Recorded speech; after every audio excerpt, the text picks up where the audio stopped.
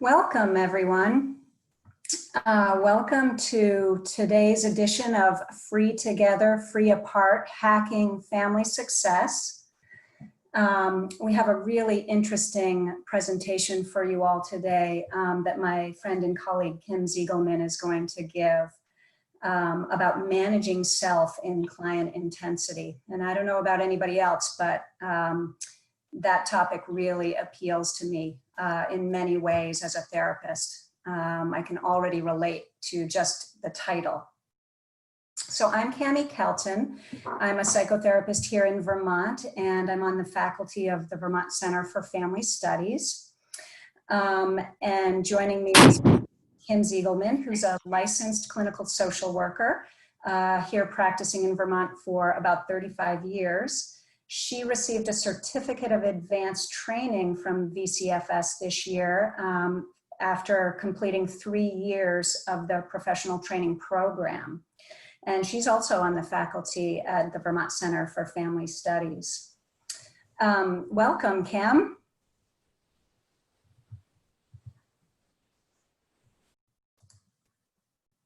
Kim, I think you're muted. Can you hear me? Yeah, welcome. Hello. Hello, it's so good to have you here. One of the things I'd like to share with people is that I need to give Kim a lot of credit for my coming to Bowen Theory because she and I knew each other many years ago when we participated in the same consultation group that was of a different orientation and a different sort of time, I think, in each of our careers. And that group ended and we sort of lost touch, but ran into each other several years ago at one of the VCFS conferences and made a reconnection. And we started meeting monthly to try to find a way to support each other in learning a little bit more about Bowen Theory. So we would get together and talk about work and personal situations, and we did some reading, and then we would come together once a month and discuss it. And I give Kim a lot of credit in kind of convincing me and kind of a little bit dragging me into the training program to apply to the training program. And it's one of the best professional decisions I've ever made. So I really, give Kim a big thanks for that little bit of a push. For those of you who have maybe not joined us before, the Vermont Center for Family Studies is a nonprofit organization whose mission is to strengthen families through the education and training of professionals, leaders, and family members in Bowen Family Systems theory. I'd like to give a big thank you to Pomerleau Real Estate, who has been very generously sponsoring these webinars and Zoom series making it possible for us to gather from all across the nation and Vermont to have these really interesting discussions that I think are quite timely and useful, and perhaps helping to reduce the isolation that we might be feeling at this time. Just a quick little overview of our time today. Kim is going to present her story, which will take about 15 minutes or so. And she and I will follow that with some discussion between ourselves about her presentation and her story. And then at about 2:30, we're going to break out into small groups and have some conversation and to share, have the opportunity to share our thinking that's been stimulated by this presentation. Then we'll come back for some discussion before we wrap up. So Kim, I'm going to turn it over to you to share with us your case story. Okay, all right. Today's a little departure from some of your previous webcasts. This is a bit of a story hour today. I wrote about a former client of mine that presented great challenges for me. And I offer this as a study of a clinician's efforts to understand and manage her own anxiety while working with an intensely anxious client. This was a complicated case, and I've condensed it significantly in order to produce a coherent narrative within the allotted time. So I hope I do it justice. So here we go. Consider this. You have a new client whom you're about to meet. You're awaiting their arrival, wondering what it would be like to sit with them for the first time. My new client, Mary, came in the door like a whirling dervish. I immediately felt like I was in a corral, my office, with a wild horse. Here I was in the prescribed position of trainer, therapist, and yet I felt my presence carried no significant meaning to my new client other than as a set of eyes to witness her verbal gyrations. She wanted and received my full attention. Within seconds, she was off to the races, telling me about what brought her to my office. Mary's adult son has a severe mental illness. When not living with Mary, John lives on the streets. She came to therapy following one of her son's many protracted hospitalizations. John's adult life had become a repeated cycle of inpatient stays, punctuated by court orders to take his meds, discontinuing them, and getting rehospitalized. Some background. Mary's a parent of 3 adult children. She single-handedly raised them since they were 2, 3, and 4. Mary has loved being a mom, referring to her children as her best friends, most especially her eldest, John. John began showing signs of mental illness during his adolescence, and by the time he was a young adult, he had a full-blown disorder. Mary entered therapy having spent the better part of the last 2 decades devoting her life to what she referred to as trying to be the best possible mom for her troubled son. Several sessions in, and with some exasperation on my part, I was still trying to find a focus, any focus, with Mary. She presented as intensely agitated and scattered. She would bounce between topics, talking about one source of stress or another, always returning to how much she worried about John, most especially her relationship with him. After repeated inquiries into what she hoped would come from therapy, Mary finally settled on simply wanting me to, quote, witness her stress. She needed me to behold just how overwhelming her life was. I worried about being held hostage to her verbal spinning. I soon realized I needed to take a look at how I felt being with her. Bottom line, sitting with an intensely anxious person made me anxious. I needed to figure out how to best understand her so I could be my best self for her. Bowen's research interest in schizophrenia helped me with this. Most specifically, his study of the attachment between mother and child. His observations led him to look at the role of anxiety within the family. particularly between the primary significant other, most often the mother, and patient. For example, he noticed a basic pattern of closeness and distancing. As closeness increases, anxiety gets produced, leading to conflict and separation. Further, he observed that at some point the distancing generated its own anxiety, putting the parties involved towards closeness again, perpetuating a cycle of closeness and distancing. Noteworthy to me was that during the closeness phase, relationships with outsiders are calm. And when in the distance phase, each party appeared to establish intense involvement with one or more outsiders. These vigorous relationship efforts were thought to be challenging for the outsiders involved. I surmised that Mary entered therapy during a distancing phase in her relationship with her son. She had just spent what she described as an all-consuming 2 months supervising John's recent hospitalization and had by now spent a month at home with him 24/7.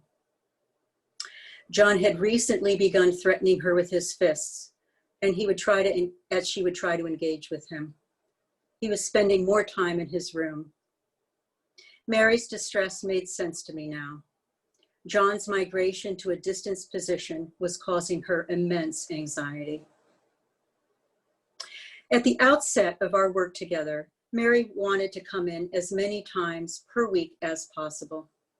I agreed to once per week, telling her there was no indication she needed anything more than that.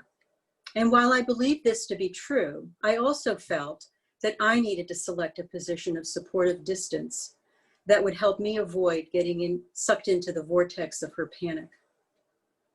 Mary's reactivity to her distance position with her son presented as a behavioral frenzy, and I needed to figure out how to manage myself in face of that. Further, I knew anxiety was transferable. I was already feeling it, so I needed to be on the lookout for further signs of that within myself. Bowen's perspective on chronic anxiety guided me. He found that the lower a person's level of differentiation, the less adaptive they would be to stress. Michael Kerr writes that the less a person has grown away from their family of origin, the more anxiety he has about being on his own and assuming responsibility for self. A person in the lower range of differentiation has achieved little emotional separation from his family, is more vulnerable to stress, and is a bundle of anxiety. These individuals tend to soak up anxiety from their environment and, as Kerr says, infect others with their own. With this in mind, Mary and I embarked upon looking at her family of origin. A brief synopsis. Mary was an only child. Her primary attachment was with her father. She described him as devoted and doting, and she adored him. Mary's father had expected a lot from her by way of companionship. It was hard to separate from him, she had said. When she'd make attempts to do so, he would, quote, pull her back in. Her parents' relationship was tumultuous, ending in divorce when she was a young adolescent. Mary lived with her father until her late 20s, when he died from a health issue. Following her father's death, Mary struggled to find her way. She immediately started dating, settling into a relationship with a man 25 years her senior. She reported feeling grateful that he had taken her in during such a challenging time in her life. Like her father, Mary's new husband was highly attentive. She loved his devotion to her. Shortly after the birth of their youngest, tensions developed, and Mary's husband became abusive to she and her son, John. After a few years of trying to hold the family together, Mary left her husband. I came to think of Mary as a person with a lower level of differentiation exhibiting a high level of chronic anxiety. Her sense of well-being depended upon affirmation from others, making it challenging for her to maintain relationships outside of her immediate family.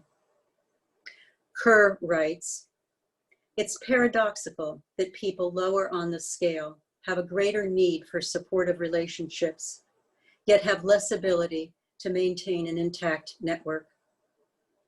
Mary's lack of ability to maintain a network of emotionally significant others put her at risk of being highly dependent on the relationships she did have, most especially John. Understanding this made it all the more clear to me why Mary was so distressed when she started therapy. She was in a distancing phase with her son, and she lacked a network to support her during this time. She needed me to be in a togetherness position with her to subdue her anxiety. I settled upon the notion that if I could remain supportive at a distance, be neutral about whatever emotional state she came in with, suspend any notion of being particularly useful, she just might calm down enough to observe self. A few months into therapy, Mary came in with news that John had been hospitalized again. He had stopped taking his meds and started engaging behaviors which put him at risk. Upon asking how she felt about this hospitalization, she said that unlike previous ones, she was relieved. Truth is, she had begun to feel unsafe with him. It seemed to me that John's behaviors hadn't necessarily escalated beyond what Mary had already witnessed. Rather, she was beginning to consider how these behaviors impacted her. She decided to be less involved in managing John's care this time around and aspired to be more thoughtful about when and how to participate. She reported that she was actually enjoying time apart from her son, a first for her. It seemed that Mary was beginning to observe self in a way she hadn't before, and so we began talking about other aspects of her life. For example, Mary spoke about how she was having difficulty connecting with her other two children. They seemed to want more distance from her than she wanted with them, and this saddened her. Then she came in one day with news that she was dating someone and things were progressing quickly. She noted that she hadn't felt this happy in a long time. Her focus shifted to talking exclusively about this new relationship. What was I observing? I believe that in Mary's initial panic about being in a distance phase with her son, she reached out to me as a replacement. My efforts to maintain a supportive distance from her led her to move towards her other two children. When they declined to join with her, she quickly pivoted to cultivating a new relationship. Doing so calmed her down. And so I became curious about what would happen when John got released back into her care. Several weeks later, Mary reported that John was being discharged and she was feeling uneasy about it. She was concerned about how she and her son would do this time around. John returned home and Mary informed me that they were doing great. She was enjoying his company and felt that they had returned to their previous state of closeness and that any angst she had dissipated. Within a few weeks of John's return, Mary broke up with her boyfriend. She reported being no longer interested in him. What happened? It appeared that the appeal of the boyfriend wore off now that Mary returned to a closeness phase with her son. The migration between relationships seemed to be an attempt to maintain a togetherness stance with whomever was receptive. After all, Mary had been immersed in intense togetherness positions since childhood, and there were no signs of this letting up. Now that my client had returned to a togetherness phase with her son, I wondered whether she would feel the need to continue in therapy. By then, I had learned a few things about the forces of togetherness and distancing and how both produce anxiety. And I had gotten a good look at how it travels between people. I learned how my anxiety drove my initial impulse to lasso this client into submission, how it produced a need to keep order and pursue goals. Once I got my anxiety under control, I began to see that progress would only be made by keeping an eye on my own reactivity and remaining neutral about whatever came from our work together. I held firm in my supportive distance. This allowed me to observe what was going on for my client in a way that I don't believe I would have otherwise. Mary stayed in therapy, and we began to further explore her relationship with her son.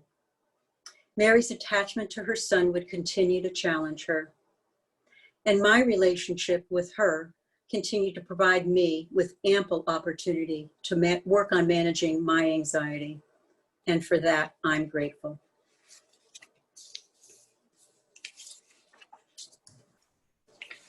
Thank you so much, Kim. One of the things I'm really thinking about is just how you present this case as a story. And one of the things I think for those of us who are therapists, part of, I think, what we really enjoy is the different stories of people's lives. And so I appreciate the style of this presentation and the thoughtfulness that goes into that story. One of the things I'm struck by is how relatable that feeling of that you so describe in that first paragraph of meeting for the first time with a client who's highly anxious or has a lot of emotional intensity that's present in that first meeting. And one of the things I think about as a therapist is how much pressure we can feel immediately to provide some way for that person to calm down. And I think often that's driven by our own anxiety about sitting with a person who's anxious. Mm-hmm. Yeah. Yeah, kind of like taking responsibility. Yes. Yeah. Yep. Yeah.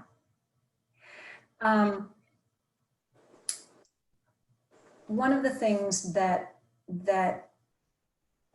I noticed in this story was that at the moment in the story where you identify that you need to really think about what your own experience is in the room is kind of this pivot point for you, that you're recognizing your own anxiety is something to attend to. And it strikes me that it was that recognition that was really a point of pivoting to the theory, pivoting to thinking about what is it I'm seeing? Mm-hmm. Can I understand what I'm observing? Mm-hmm. Yeah, I think I started with this client with a certain level of judgment. Mm-hmm. I found her challenging, and I knew, obviously that's not useful, it's not productive, it's not helpful, and I needed to shift that and become just curious. What's driving this? What's behind all of this? And once I also let go of as I said, my anxiety coming out in trying to sort of control the situation somehow or contain it somehow. Once I got away from that, I was able to sort of relax and just kind of enjoy the ride, and see what would come out of just being curious and putting that in the context of theory, which was, I felt, extremely helpful to me. Mm-hmm. Yeah, you said something when you and I were having some conversation about this presentation today. One of the things, I think one of the ways you put it is that theory is a calming force. Yeah. Yeah. Do you suppose that's true for, even though we're not really talking theory with a client, but do you suppose that calming force for you is something that's useful to the client? Your ability to be calm. Without doubt. I Yeah. mean, I've things shifted. And actually, if I recall, we actually spoke about it a little bit in terms of because when we came about being able to identify her wanting me to witness her stress by way of having a conversation about what are we doing here together. And I really, you know, I tried to take in her and honor her request to just have me listen to her and hear her out. And she had a lot to say. And rather than getting overwhelmed by that or annoyed by that, or however, you know, we tend to sort of translate that, I just took a curious position, and that really shifted things for me, and used theory to help guide me. And then I learned, you know, I began learning about her and learning about why she was experiencing her life in the way she was at that time, you know. So. Yeah. Did it feel like some sort of when she was able to talk with you about her family of origin, did you experience any kind of shift in her in terms of how thinking, how did thinking about her family of origin seem to be useful to her?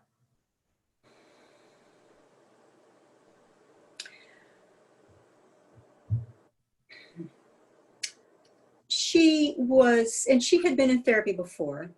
And in her journey, she was able to identify the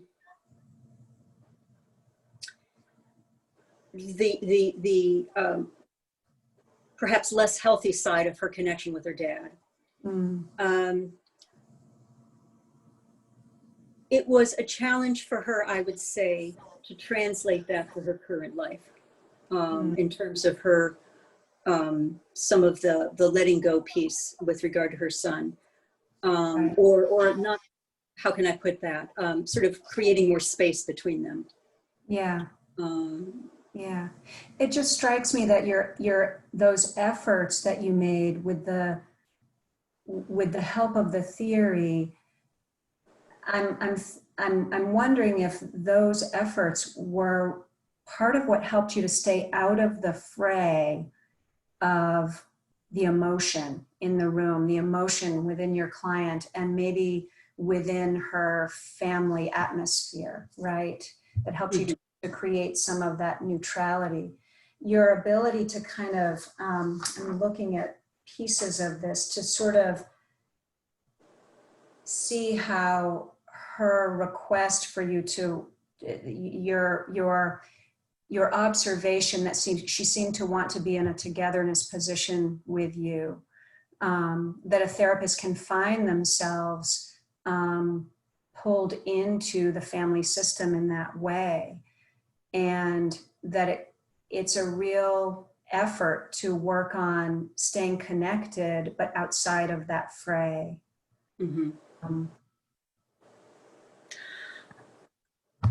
I'm going to postulate or guess that although her impulse would have been to sort of join forces with me, I'm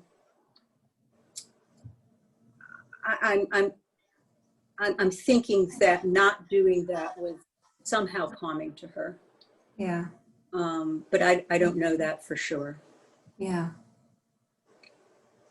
So what are your thoughts about how this piece about kind of letting go and adopting a stance of curiosity what are your thoughts about how that impacts the long game? Mm. Working with a client, you know, Mm-hmm. the ability to remain curious, to sort of reduce that sense of judgment, you know, that curiosity maybe can help with that. Yeah.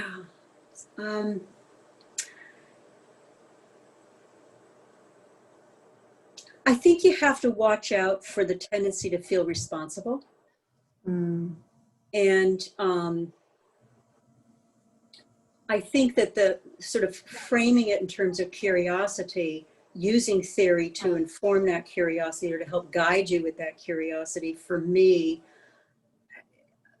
helps remind me that it's their journey. Mm. And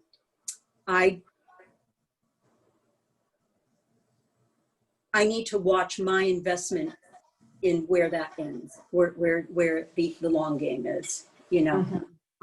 And just sort of remain curious and help them get curious. Mm. And then the responsibility becomes theirs to Yeah. create what they want out of it. Yeah. If that So in makes sense. some, yeah, totally.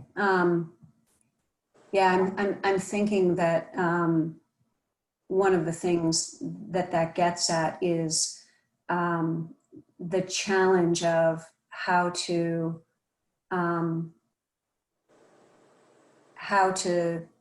monitor our own agenda, you know, with a client, particularly if somebody's coming in with a lot of distress and wanting to be freed up from that distress and wanting to immediately have a way to calm their symptoms down. And those are understandable things for a client to watch, but monitoring, you know, how thoughtful can we be around responding to that? And I think that theory helps us a lot with that. I'm often thinking about the question when I sit with people, what am I responsible for and what am I not? And I find that useful. That the idea of a responsibility to the process is one of the things that I find helpful to keep returning to, that idea. Mm-hmm. I find useful. Yeah.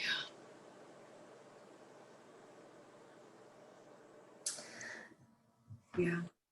I was just thinking about, Kammy, about how you can get thinking about, wouldn't it be great if? If they, you know, fill in the blank. Yeah. But you got to be Yeah. careful about that, you know? Yeah. Yeah. You can kind of have, yeah. I think we can all get caught in having great ideas about what would be good for somebody. Exactly. I've got lots of good ideas. Yeah. Yeah. Yeah. Is there anything else that you know, you can think of in regard to your experience or this endeavor to sort of manage self, you know? Yeah, I think that, you know, I mean, we've talked in our Bowen discussion groups about sort of theory as description versus prescription.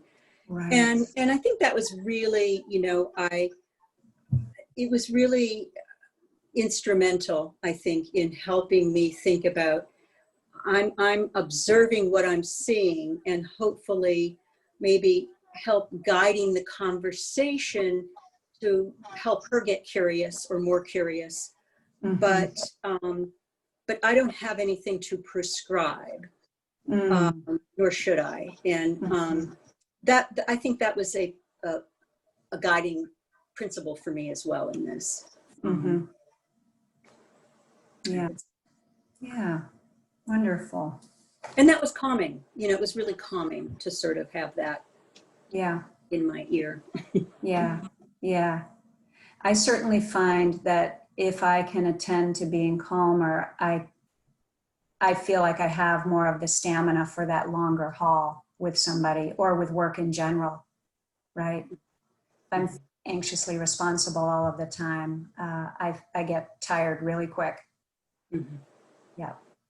And think about another job. Yeah. Well, it might be time, Eric, if you don't mind, for us to think about our breakout rooms.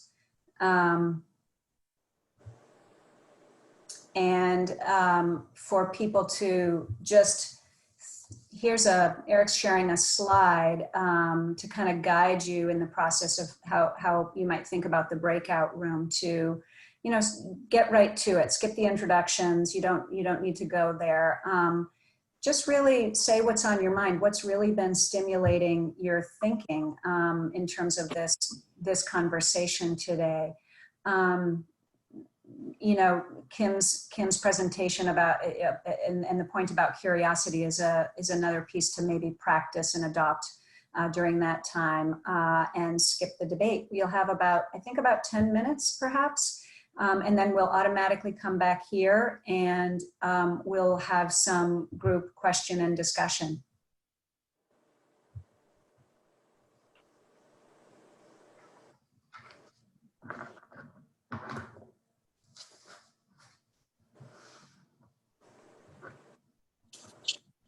Coming back.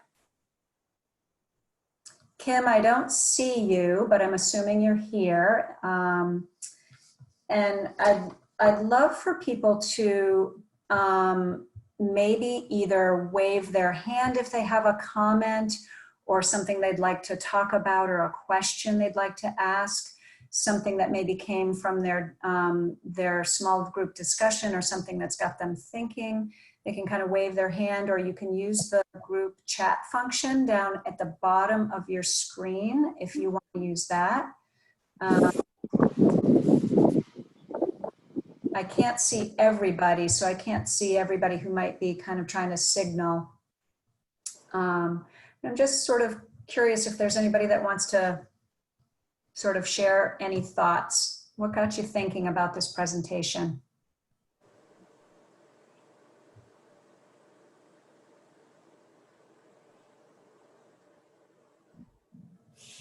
Gordon? Oh, Gordon, you're muted. Sorry. Can you unmute? There you go. Oh, there you go. Try again. Good. Okay. Yeah. Just an observation, having been around the theory for many years, is I just love the iteration of presentations that are more storytelling. I'm from the Bowen generation where I got up and I read a paper, and I love the storytelling so much. It just helps the theory come so much more alive. Just a comment. I'm loving it. Kim, that sounds like there might be a request for encore of your style. That's very nice to hear. It's how my brain works, Gordon. Thank you. I see Helen Reynolds has her hand up. Yeah. Hi, Helen. Hi. Thank you so much for the wonderful presentation. I was curious, when I think about my reactions to client intensity, it often gets me thinking about what is it about this particular intensity with this particular client, because clients can present with other forms of intensity that I find myself much more able to stay neutral about. So I was interested in this particular case, what you had thought about that. Yeah, you know, I was waiting for that question. What I didn't comment on is she came in with a particular sort of an entitlement in certain ways, and there was a request from me that anyway, I don't need to go into the details of that, but I think there was an entitlement about the way she presented that was a particular challenge for me. If that helps, but that's a great question as to why her versus somebody else. She was very much wanting, and you know, it it was a challenge to sort of to be clear and set certain limits, to make sure that I wasn't over accommodating. So, Eric. Kim, I wonder if you have any comments about joy, mm. the degree of enjoyment of these interactions. Yeah, you know, once I got things under control for myself, I really began to enjoy my time with her. You know, there was a lot of kind of, you know, that sort of letting go and being aware of what I needed to let go of. And once I did, I just sort of strapped myself in and went along with the ride. And I can really honestly say that, you know, it shifted things for me rather. And I think for her too, you know, I mean, she was seeing her therapist calmer, you know. How do you think she would have noticed? What do you think she might have seen or noticed? Oh, you know, it's funny you asked that, Eric, because I remember one time having a client say to me, "Are you worried about me?" and it was the first time I recognized that it's all in the face. You know, it's that sort of like a, it preceded my seeing this particular client, but I had to call it to mind because I think it's in the face where you see someone who's struggling or concentrating too hard, or you know, and so I kind of had to think about that in terms of just relaxing those facial muscles, and that came more naturally as I began to calm down, you know. And I suspect that I would assume that she picked up on that, although there were no comments made to it to that effect. But yeah.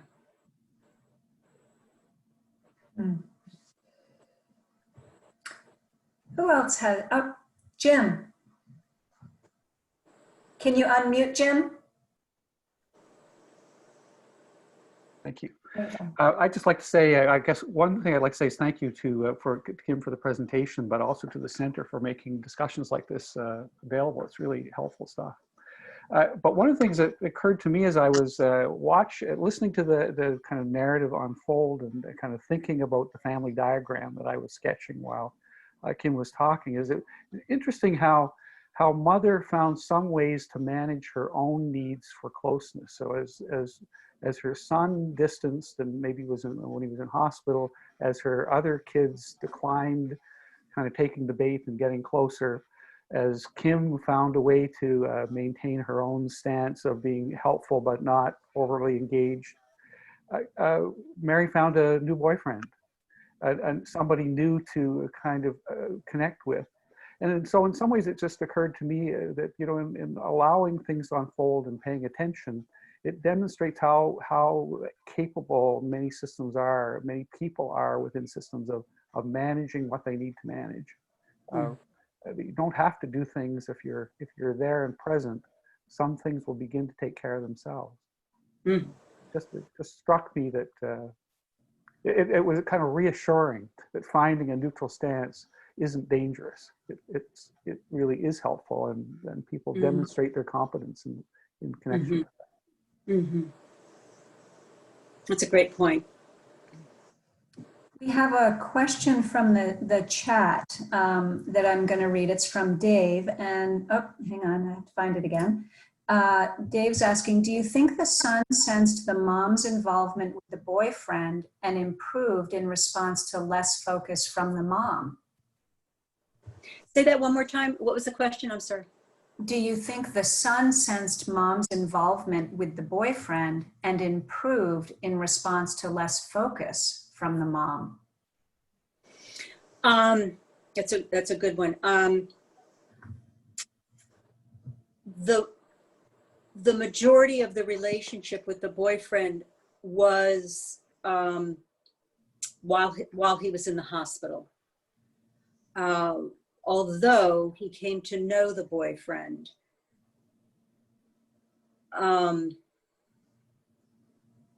But yeah, I mean, yeah, that would make sense. I'd have to, this was a while back, so I'd have to kind of review the specifics of that to give a coherent response. But he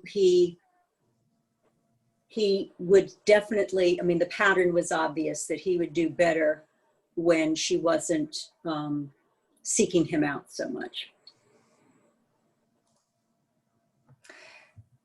So I think that's probably a good place for us to finish with comments and questions because we're rounding the hour. I want to thank everybody for joining us today, and Kim for your wonderful presentation. I always enjoy the stories that you script.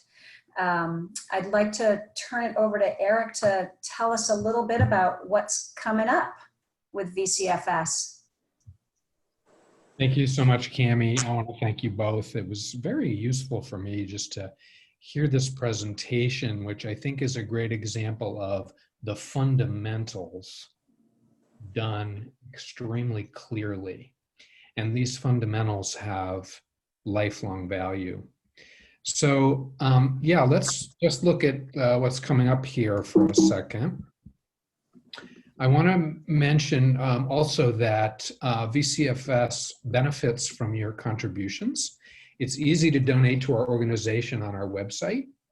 And we're not covering our costs for these events. And if you appreciate them, we love a donation of any size. It's very much appreciated and very encouraging. Obviously not necessary, but appreciated. And I want to tell you also about a special conference that's coming up. But first, just the upcoming events in our Free Together, Free Apart web series, which will continue. September 3rd is the next one. Some of you may have heard Walter Smith talk about a Bowen theory view of racism, and I'm so delighted that we're going to have him for an hour and a half on Thursday, September 3rd.